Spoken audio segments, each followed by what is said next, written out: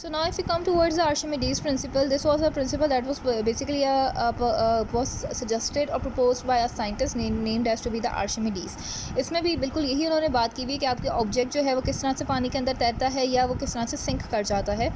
Archimedes principle: when an object is placed in water, it pushes aside or displaces some water. When completely immersed in water, it displaces water equal to its own volume. अब जब भी आप किसी भी object को पानी के अंदर डालते हैं तो आप बेसिकली होता क्या है उस वक्त कि जब ऑब्जेक्ट पानी के अंदर एंटर होता है तो वो उतनी ही स्पेस ले लेता है और उस जगह से वाटर को रिमूव कर देता है, उसको डिस्प्लेस कर देता है, उसको हटा कर अपनी जगह जो है वो बनाता है. That is basically is known as to be the displacement of water. For example, आप कोई बीकर लेते हैं और बीकर के अंदर आपका पानी भरा हुआ है या कोई भी टब आप ले रहे हो, आप उसके अंदर एक स्टोन ड्रॉप कर देते हो.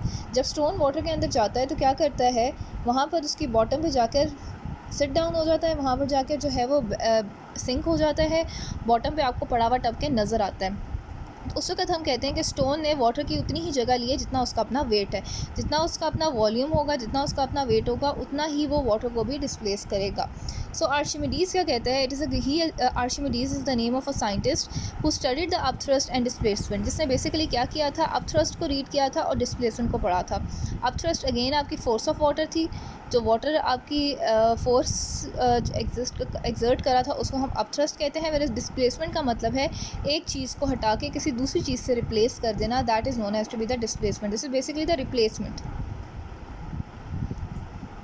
What did Archimedes found? Archimedes found that the upthrust is equal to the weight of water displaced by an object. कि आपकी वाटर की जो upthrust होती है वो किसकी इक्वल होती है, to the weight of object displaced by weight of the water displaced by the object. यानी पानी कितनी फोर्स एक्सर्ट करता है वो सिर्फ उतनी ही upthrust एक्सर्ट करता है जितना वाटर का वेट एक ऑब्जेक्ट एंटर होने के बाद डिस्प्लेस कर देता है. फॉर एग्जांपल, हमने जब वुड इस पानी के अंदर ऐड की थी तो वुड ने क्या किया, थोड़ा सा पानी का वॉल्यूम जो था वो अपनी उस जगह से हटाया और अपनी जगह को बनाना शुरू कर दिया. जैसे आप किसी भी चेयर पे बैठते हो तो आप क्या करते हो, आप आहिस्ता अगर उसके ऊपर थोड़ा थोड़ा करके बैठना शुरू करो तो आप अगले और लेट्स से कि आप उसी चेयर पे कोई और बच्चा भी बैठा हुआ है तो क्या होगा कि आप उस बच्चे को डिस्प्लेस करना स्टार्ट कर दोगे.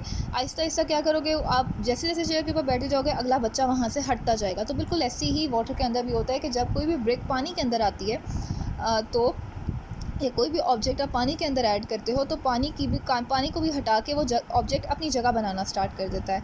और उस वक्त जो फोर्स लग रही होती है वो फोर्स अपथ्रस्ट कहलाती है, जो वाटर एक्सर्ट करता है ऑन दैट ऑफ ऑब्जेक्ट. और वो फोर्स किसकी इक्वल होती है, to the weight of object that has been displaced. यानी कि कितना वाटर डिस्प्लेस हुआ उतना ही अपथ्रस्ट जो है वो उस ऑब्जेक्ट के ऊपर लगती है. And this is known as to be the Archimedes principle. ये फर्स्ट टू लाइंस जो हैं बेसिकली आपके पास यहाँ से आपके पास आर्शिमिडीज़ प्रिंसिपल की स्टार्ट होती है. डेफिनेशन के upthrust is equal to the weight of object displaced by an object. यानी कि जो फोर्स वाटर एक्सर्ट कर रहा है वो किसकी इक्वल है, वो अपथ्रस्ट किसकी इक्वल है, to the weight of water that has been displaced by an object. यानी कि जितना पानी एक ऑब्जेक्ट जितना वेट है पानी का जो एक ऑब्जेक्ट अपनी जगह से डिस्प्लेस करेगा उतनी ही इक्वल अपथ्रस्ट उस ऑब्जेक्ट के ऊपर लगेगी. This is known as to be Archimedes principle. It means that if an object displaces 1 kilogram यानी 1 kg 1 किलो का water if an object displaces 1 kg of water then there will be an upthrust equal to the weight of 1 kilogram acting on the object. यानी कि अगर कोई object आप पानी के अंदर डाल देते हैं तो क्या होता है, आपका कोई ऑब्जेक्ट आप पानी के अंदर ऐड करते हो और वो पानी जितने 1 किलोग्राम का पानी जो है वो ऑब्जेक्ट अपनी जगह से हटाता है. देन देयर विल बी, तो किस वक्त कितनी फोर्स इस वक्त लग रही होगी, 1 kg की ही फोर्स जो है वो उस ऑब्जेक्ट के ऊपर भी लग रही होगी. Suppose that a brick and block of water of the same size are immersed in water so that both are completely inside water. They will displace water. Since they are of the same size, the displaced water will have the same volume and hence the same weight of water. This means that the upthrust on both is same. अब क्या आपने suppose करना है कि आप दो tub लें water के, एक के अंदर आप क्या करेंगे, आपने जो है वो ब्रिक डाल देनी है जो बहुत हैवी होती है और दूसरे के अंदर आपने पीस ऑफ वाटर डाल देना है. वाटर कह रही हूँ, पीस ऑफ वुड जो है वो आपने इसमें डाल देना है. दोनों का साइज़ बिल्कुल बराबर है, दोनों में कोई साइज़ में कोई फ़र्क नहीं है, सिर्फ इनके वेट्स के अंदर इनके जो आप कह लें इनके वेट के अंदर जो है वो फ़र्क आ जाता है. They are immersed in water and so both are completely inside in water. इन दोनों को हम पानी के अंदर रख देते हैं और ये दोनों पानी के अंदर इमर्स्ड हो जाती हैं. दे विल डिस्प्लेस वाटर. अब जैसे ही आपने ऑब्जेक्ट ऐड किया तो उस ऑब्जेक्ट ने उस पानी की जगह को पानी को उस जगह से हटाकर अपनी जगह बना ली. They will displace water and so since they are of the same size, और क्योंकि वो बिल्कुल एक ही साइज़ के हैं, they displace the same amount of water and same volume and has the same weight of water. वो उतना ही, क्योंकि इनका साइज़ बिल्कुल एक जितना है, तो जब दोनों को हम टब के अंदर ऐड करेंगे तो दोनों इक्वल अमाउंट ऑफ वाटर को ही डिस्प्लेस करेंगे, उतना ही इक्वल वॉल्यूम को भी डिस्प्लेस करेंगे और सेम वेट ऑफ वाटर को भी डिस्प्लेस करेंगे. This means that the up thrust on both is same. इसका मतलब क्या है कि दोनों के ऊपर वाटर जो है वो इक्वल अप थ्रस्ट अपने अपने टब में लगा रहा है. The upthrust on water is greater than its weight, so it rises to the surface and floats when left in water. The upthrust on brick is, however, smaller than its weight, so it sinks. अब क्या है, हमने अभी ऊपर क्या बात की थी कि greater the weight of object, किसी भी ऑब्जेक्ट का वेट जितना ज़्यादा होगा उसके ऊपर उतनी ही कम अपथ्रस्ट लग रही होगी.